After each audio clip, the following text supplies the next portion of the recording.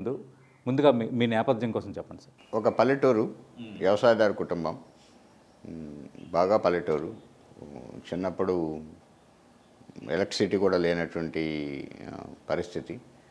అట్లాంటి ఊర్లో అదే ఊర్లో అదృష్టం కొద్దీ 10th క్లాస్ వరకు స్కూల్ ఉండేది. అక్కడే చదువుకోవటం. అదృష్టం అట్లనే పల్లెటూరు కాబట్టి అక్కడ పనిచేసేటువంటి టీచర్స్ అదే ఊర్లో ఉండటం. సో వాళ్ళతో ఎప్పుడూ నిరంతరం ఇంటరాక్షన్స్. ప్రతిరోజు రాత్రి కూడా వాళ్ళ ఇంటికే వెళ్ళి అక్కడే పడుకుని అక్కడే చదువుకోవటం. ఇట్లాంటివన్నీ అదృష్టాలు పల్లెటూరు అయినా కూడా.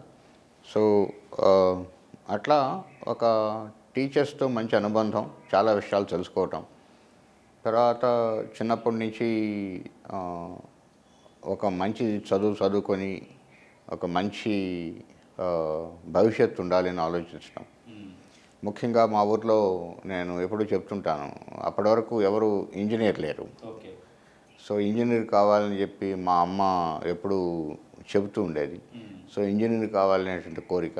అంటే అమ్మ కళ, అమ్మ కోరిక మీరు అవ్వటం, ఇంజనీర్ అవ్వటం. అట్లనే గ్రామీణ వాతావరణంలో ఇంట్లో పశువులు, బర్రెలు, ఆవులు ఇలాంటివన్నీ ఉండటం, లేకపోతే పొలానికి వెళ్ళటం, కాకులు తోలటం, లేకుంటే ఎరువులు తోలటం, ఎద్దులతో ఉండటం, ఎద్దులు బండి తోలటం, లేకుంటే ఎరువు తోలటం, ఇట్లాంటి పనులు పల్లెటూరులో ఉండేటువంటి రకరకాల విషయాలు. వాటన్నిటిని కూడా చిన్నప్పటి నుంచి వాటితో కలిసిమెలిసి ఉండటం ఒక అదృష్టం. సో అందుకనే ఇప్పటికీ ఆ ఊరితో అనుబంధం అలానే ఉంది. ఆ ఊరిలో మా ఇల్లు అలానే ఉంది. వెళుతుంటాం, వస్తుంటాం. ఊరిలో రకరకాల కార్యక్రమాలు ఆ ఊరిని అడాప్ట్ చేసుకోవడం జరిగింది. ఆ ఊరిలో చాలా కార్యక్రమాలు చేస్తూ ఉండటం ఇట్లాంటిది. ఆ స్కూల్ని అభివృద్ధి చేసేదాని కోసం ఎప్పుడూ ఏదో పనులు చేస్తూ ఉండటం, ఇట్లాంటివన్నీ కూడా చేస్తూ ఉంటాం. సో గ్రామీణ వాతావరణంలో ఒక పల్లెల్లో పుట్టడం అనేటువంటిది ఒక అదృష్టం. ఇప్పుడు మా పిల్లలు ఉన్నారనుకోండి, వాళ్ళు ఇవన్నీ ఎక్స్పీరియన్స్ చేయలేదు. మనం ఊరికి తీసుకొని పోయినా 2 రోజులు ఉంటారు, 1 రోజు ఉంటారు, 3 రోజులు ఉంటారు. కొత్తగా ఉంటుంది. ఇప్పుడు మా అబ్బాయిని వాడిని చిన్నప్పుడు బర్రె దగ్గర తీసుకొని పోవాలంటే భయం, ఎరువు దగ్గరికి పోవాలంటే భయం, లేకపోతే ఇంకోటి, ఇట్లాంటివన్నీ చాలా ఉంటాయి. వాళ్ళకి కొత్త చాలా విషయాలు చూడని ఒకటి చూస్తారు. మనం పల్లెల్లో టౌన్లో ఉన్నటువంటి వాళ్ళకి రామచిలుక కనిపించదు, లేకపోతే పిచ్చుకు కనిపించదు, ఇట్లాంటివన్నీ చాలా ఉంటాయి. అవన్నీ మనం లైఫ్లో ఎక్స్పీరియన్స్ చేసి వచ్చాం.